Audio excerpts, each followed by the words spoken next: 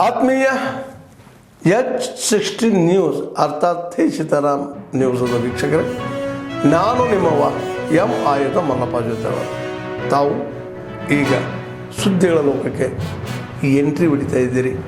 ಈ ಸುದ್ದಿಗಳನ್ನು ಪ್ರತಿಯೊಂದು ನೋಡೋ ಜೊತೆಗೆ ನಿಮ್ಮ ಅಭಿಪ್ರಾಯಗಳನ್ನು ಹಚ್ತಾ ಇರಿ. ಯಾಕಂದರೆ ಈ ಸುದ್ದಿಗಳು ನಿಮಗಾಗಿ, ನಿಮ್ಮ ಬದುಕಿಗಾಗಿ, ನಿಮ್ಮ ವೈಚಾರಿಕೆಗಾಗಿ, ನಿಮ್ಮ ತಿಳುವಳಿಕೆಗಾಗಿ ನಿಮಗೂ ಗೊತ್ತು. ಜೊತೆಗೆ ನಮಗೂ ನಿಮ್ಮೊಂದಿಗೆ ಇದೊಂದು ಮಾತಾಡುವಂಥ ಜೊತೆಗೆ ಸುದ್ದಿಗಳನ್ನು ಬಿಡುವಂಥ ಕೆಲಸ. ಈ ಕೆಲಸದಲ್ಲಿ ನಾವು ನಿಮ್ಮೊಂದಿಗಿದ್ದೀವಿ ಅಂತ ಹೇಳ್ತಾ ನೋಡ್ತಾ ಇರಿ ಸುದ್ದಿಗಳನ್ನು. ಆಯ್ತಾ? Okay sir, done sir. Okay sir.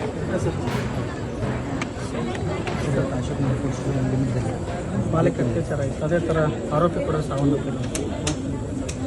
ಅವನೇನು ಸಾವನ್ನಪ್ಪಿದ್ದಾನೆ, ಅದು 30 ವಯಸ್ಸು ನೋವಾಗ್ಯದ. ಈ ರೀತಿ ಸಮಾಜ ಹೆಂಗಾಗಿದೆ ಅಂತ ಅನ್ನೋದು ಭಾಳ ಆಘಾತ ಆಗ್ಯದ. ತಾಯಿ ಮನಸ್ಸಿಗೆ 4 ವರ್ಷ I don't have any words. ಮಾಡ್ತಾರೆ ಆಗ್ತಾ ಇದ್ದಾರೆ.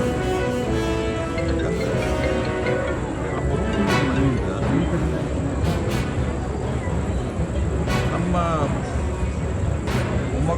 ಮೊಮ್ಮಗ 1 ವರ್ಷ ಮೊನ್ನೆ ಬೆಂಗಳೂರಿಂದ ಬರೋದ್ರಿಂದ 2.5-3 ವರ್ಷದ ನಮ್ಮ ಮೊಮ್ಮಗಳು ಈ ರೀತಿ ಒಂದು ಭೀಕರ ವಾತಾವರಣ ಅಥವಾ ಈ ರೀತಿ ಒಂದು ಪರಿಸ್ಥಿತಿ ನಿರ್ಮಾಣ ಆಗ್ತದೆ. ಆ ರೀತಿ ಮಾನಸಿಕತೆ ಆಗ್ತಾ ಇದೆ ಅನ್ನೋದು ನಿಜಕ್ಕೂ ಭಾಳ ಆಘಾತ ಉಂಟಾಗಿದೆ. ನಿಜಕ್ಕೂ ನೋವಾಗ್ಯದ. ನಾನೇನಿಲ್ಲ ಯಾರನ್ನೂ ದೂಷಿಸ್ತಾ ಇಲ್ಲ, ಯಾರನ್ನೂ ಬೈತಾ ಇಲ್ಲ, ನೋ ಪೊಲಿಟಿಕಲ್ ಸ್ಟೇಟ್ಮೆಂಟ್. ಆದರೆ ನಾನು ಇವತ್ತು ಪೊಲೀಸ್ ಕಮಿಷನರ್ ಅವ್ರಿಗೂ ಮಾತಾಡಿದ್ದೇನೆ. ಭಾಳ ಕಟ್ಟುನಿಟ್ಟಾಗಿ ಇದರಲ್ಲಿ ಅವನು ಡ್ರಗ್ ತೊಗೊಂಡಿಲ್ಲ ಇಲ್ಲೋ ನನಗೆ ಮಾಹಿತಿ ಇಲ್ಲ. ಆದರೆ ಡ್ರಗ್ಗು ಗಾಂಜಾ ಹಾವಳಿ ಸಿಕ್ಕಾಪಟ್ಟೆ ಆಗ್ತಾಯಿದೆ. ಇದು ಅಲ್ಲೇ ಕಡೆ ಮತ್ತು ಇಲ್ಲಿ ಸಿಟ್ಟು ಅಲ್ಲೇ ಕೆಲವು ಕಡೆ ಅಂಗಡಿಯಲ್ಲಿ ಸಾಕಷ್ಟು ಪರಿಣಾಮ ಇದೆ ಅಂತ ನನಗೆ ಅನ್ನಿಸ್ತದೆ. ಹಾಗಾಗಿ ಇದ್ರ ಬಗ್ಗೆ ಕಟ್ಟುನಿಟ್ಟಿನ ಕ್ರಮ ತೆಗೆದುಕೊಳ್ಳಿ. ಯಾವುದೇ ಭ್ರಷ್ಟಾಚಾರಕ್ಕೆ ಅವಕಾಶ ಇರಲಾರ್ದೆ. ನಿಜಕ್ಕೂ ನಾನು ಉಳಿದ ಪೊಲಿಟಿಕಲ್ಲಿ ಯಾವುದೇ ಸ್ಟೇಟ್ಮೆಂಟ್ ನಾನು ಮಾಡೋ ವಿಷಯ ಇಲ್ಲ. ಆ ಮಗನ ವಯಸ್ಸು ಒಂದು ಹ್ಯಾಂಡಿಕ್ಯಾಪ್ ಅದು. ಏನು ಬದುಕು ಮಾಡೋದು ಈಗ ಅವರು ಒಂದು ಏನಿದೆಲ್ಲ ಫಿಸಿಕಲಿ ಚಾಲೆಂಜ್ ಇರೋದು. ಇದು 4.5 ವರ್ಷ ಇದೆ, ಸತ್ತು ಹೋಗ್ಬಿಡ್ತು. ಬದುಕೇನಂತ ಮುಂದೆ.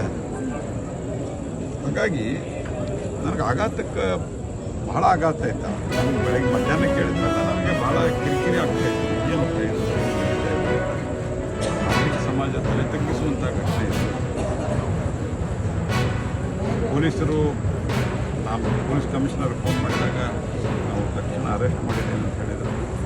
ಈಗಿಲ್ಲೇ ನನಗೆ ಬಂದ ಮೇಲೆ ಹೇಳಿದರು ಅವನು ಓಡೋಕ್ಕೆ ಪ್ರಯತ್ನ ಮಾಡಿದ, ಎನ್ಕೌಂಟರ್ ಆಗಿದೆ ಅಂತ ಈಗ ಜಸ್ಟ್ ನನಗೆ ಮಾಹಿತಿ ಕೊಟ್ಟಿದ್ದಾರೆ. Hole purpose is not that. Prevention ಏನೇನು ಮಾಡಬೇಕು ಅಂತ ಹೇಳೋದು ಭಾಳ ಗಂಭೀರವಾಗಿ ಗೃಹ ಇಲಾಖೆ, ಪೊಲೀಸರು, ಸ್ಥಳೀಯ ಪೊಲೀಸರು ಎಲ್ಲರೂ ಸೇರಿ ಜನರ ಸಹಯೋಗದೊಂದಿಗೆ ಸ್ಪೆಷಲಿ ಡ್ರಗ್ಸು ಮತ್ತು ಸಮಾಜ ವಿದ್ರೋಹಿ ಚಟುವಟಿಕೆಗಳು ಅನೇಕ ಕಡೆ ಈ ರೀತಿ ಘಟನೆಗಳು ನಡೆದಾಗ ಗಂಭೀರವಾಗಿ ಅನ್ಲೆಸ್ ಈ ರೀತಿ ಸೀರಿಯಸ್ನೆಸ್ ಬರಲಾರ್ದಂಥ ಸಂದರ್ಭದಲ್ಲಿ ಸೀರಿಯಸ್ ಆಗಿ ತಗೊಳ್ಳದಿರುವಂಥದ್ದು ಅಪರಾಧಗಳು ನಡೆದಾಗ ಈ ಘಟನೆಗಳ ಬಗ್ಗೆ ಪೊಲೀಸರು ಸಂಪೂರ್ಣವಾಗಿ ಜಾಗೃತಿ ವಹಿಸಬೇಕು. ಜಾಗೃತಿ ವಹಿಸಿ ಯಾವುದೇ ಕಾರಣಕ್ಕೂ ಈ ರೀತಿಯ ಘಟನಾವಳಿಗಳು ಪುನರಾವರ್ತನೆ ಆಗಬಾರ್ದು. ಇದು ಮಾತಿನಲ್ಲಿ ಸಹಜವಾಗಿ ಹೇಳಲಿಕ್ಕೆ ಸಾಧ್ಯ ಇರಲಾರ್ದಷ್ಟು ನನಗೆ ಅಲ್ಲಿ ತಾಯಿಯ ಮಾತು ಕೇಳಿದ ನಂತರ ಬೇಕಾಗಿದೆ. ಯಾಕಂದ್ರೆ ಆ ಹುಡುಗಿ ನೋಡಿದ್ರೆ ಲವ್ ಏನಿದ್ದಾಳೆ, ನಮ್ಮ ಮಗಳು ವಯಸ್ಸಿನಾಗಿದ್ದಾಳೆ. ಇಲ್ಲಿ ಎಷ್ಟು ನೀಚ ಮನಸ್ಥಿತಿಗಳಂತ ದುಡಿಯಕ್ಕೆ ಬರ್ತಾರೆ ಸರ್ ನಮ್ಮ ರಾಜ್ಯದಕ್ಕೆ. ಆಡತ್ತಿರೋ ಮಕ್ಕಳನ್ನ ಎತ್ಕೊಂಡು ಹೋಗಿ ಈ ರೀತಿ ಮಾಡ್ತಾರಂದ್ರೆ ಸರ್ ಇವ್ರ ಮನಸ್ಥಿತಿಗಳಿಗೆ ಏನು ಹೇಳೋದು? ಅದೇ ಹೇಳಿದ್ನಲ್ಲ, ನಾಗರಿಕ ಸಮಾಜ ತಲೆ ತಗ್ಗಿಸ್ಬೇಕು. ಕೆಲವು ನಾವೆಲ್ಲ ಜವಾಬ್ದಾರಿಯೊಳಗಿದ್ದವರು ನಮ್ಮ ಮನಸ್ಸಿಗೆ ಭಾಳ ನೋವಾಗ್ತದೆ. ನಮ್ಮ ಕ್ಷೇತ್ರದಲ್ಲಿ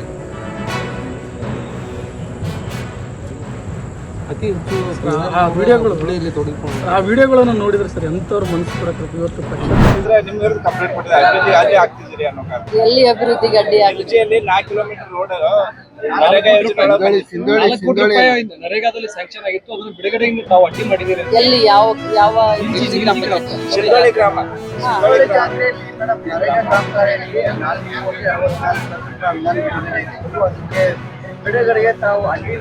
ನರೇಗಾದಲ್ಲಿ 4 ಕೋಟಿ ರೂಪಾಯಿನ 4,60 ಲಕ್ಷ ಅಧಿಕಾರಿಗಳು ಮಕ್ಕಳಾಗಿ ಕಾಮಗಾರಿ ನಿಲ್ಲಿಸಿದ್ರು. ಮೊದಲನೇದಾಗಿ ನಿಮ್ಗೆ ಹೇಳಲಿಕ್ಕೆ ಬಯಸ್ತೇನೆ, ಅದು ಯಾಕೆ ಈ ರೀತಿ ಅವ್ರು ಆರೋಪ ಮಾಡಿದ್ರು ನನಗೆ ಗೊತ್ತಿಲ್ಲ. ನಾನಂತೂ ಅಭಿವೃದ್ಧಿಗೆ ಯಾವತ್ತೂ ಅಡ್ಡಿಪಡಿಸೋದಿಲ್ಲ. ಅಭಿವೃದ್ಧಿಗೆ ಯಾರು ಅಡ್ಡಿಪಡಿಸಿ ಏನೇನ್ ಮಾಡಿದ್ರು, ಹಿಂದೆ ಏನಾಯ್ತು, ಮುಂದೆ ಅದೆಲ್ಲ ತಮ್ಗೆಲ್ಲ ಗೊತ್ತಿರುವಂತ ವಿಚಾರ. ನನ್ನ ಪ್ರಕಾರ ಸಿಂಧೋಳಿ ಗ್ರಾಮದವರು ನನ್ನ ಹತ್ರ ಬಂದು ಊರ ಜಾತ್ರೆ ಅಂತ ಹೇಳಿದಂಥ ಸಂದರ್ಭದಲ್ಲಿ ಈಗಾಗಲೇ ಗಲ್ಲಿಯಲ್ಲಿ ಸುಮಾರು 3 ಕೋಟಿ ರೂಪಾಯಿಯ ಕಾಮಗಾರಿಯನ್ನ ಕಂಪ್ಲೀಟ್ ಮಾಡಿ ಆಗಿದೆ.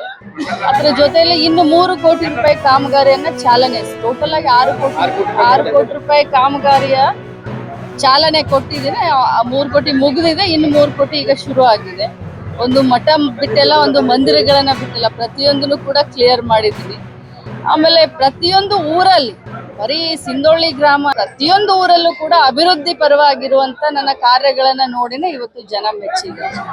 ಒಂದು ಕ್ಷೇತ್ರ ಕೂಡ, ಒಂದು ಊರನ್ನು ಕೂಡ ನಾನು ನಿಷ್ಕಾಳಜಿ ಮಾಡಲ್ಲ. ಅಭಿವೃದ್ಧಿ ಗಾಯಕರು ಎಲ್ಲರೂ ಒಂದಾಗಿ ಜಾತಿ ಗಣತಿ ಆಗಬೇಕು. ಯಾಕಂತಂದ್ರೆ 20 ವರ್ಷದ ಹಿಂದೆ ಇದ್ದಂತ ಜಾತಿ ಗಣತಿ, ಈಗಿನ ಜಾತಿ ಗಣತಿ ಬೇರೆ ಬೇರೆ ಇರುತ್ತೆ. ಎಲ್ಲ ಸಮಾಜ ಬೆಳೆದಿರುತ್ತೆ. ನಾವು ಅದ್ರ ವಿರುದ್ಧ ಇಲ್ಲ, ಯಾಕಂದ್ರೆ ಎಲ್ಲ ಸಮಾಜದ ಜಾತಿಯಲ್ಲಿ ಹೆಚ್ಚಾಗಿರ್ತಾರೆ ಜನ. ಆದ್ರೆ ವೀರಶೈವ ಲಿಂಗಾಯತರು ಅದೇ ಪ್ರಕಾರ ಹೆಚ್ಚಾಗಿರ್ತಾರೆ. ನಮ್ಮ ಜಾತಿಯಲ್ಲಿ ಏನಾಗಿದೆ, 2A ಕೆಲವು ಜನ ಇದ್ದಾರೆ, 3B ನಲ್ಲಿ ಕೆಲವು ಜನ ಇದ್ದಾರೆ, 2B ನಲ್ಲಿ ಕೆಲವು ಜನ ಇದ್ದಾರೆ. ಕೆಲವರು 2A ನಲ್ಲಿ ಇದ್ದವರು ಲಿಂಗಾಯತ ವೀರಶೈವ ಅಂತ ಹಾಕಿಸ್ಕೊಳ್ಳೋದಿಲ್ಲ. ಸೊ ಬೇರೆ ಬೇರೆ ಇರೋದ್ರಿಂದ ವೀರಶೈವ ಲಿಂಗಾಯತ ಒಡೆದು ಹೋಗಿರೋದ್ರಿಂದ ನಮಗೆ ಸ್ವಲ್ಪ ಕಡಿಮೆ ಪ್ರಮಾಣ ಕಾಣಿಸ್ತದೆ. ವಿಧಾನದ ಬಗ್ಗೆ ಸುದೀರ್ಘವಾಗಿ 1 ವಾರಗಳ ಕಾಲ ಚರ್ಚೆ ಮಾಡಿರೋದು ಇಡೀ ದೇಶದ ಇತಿಹಾಸದಲ್ಲಿ ಕರ್ನಾಟಕ ವಿಧಾನಸಭೆ ಮೊದಲನೇದಾಗಿ ಸಂವಿಧಾನದ ಬಗ್ಗೆ ಚರ್ಚೆ ಮಾಡಿರೋ ವಿಧಾನಸಭೆಗೆ ಅಂತ ಕರ್ನಾಟಕ ಹೆಮ್ಮೆಗೆ ಪಾತ್ರವಾಗಿದೆ.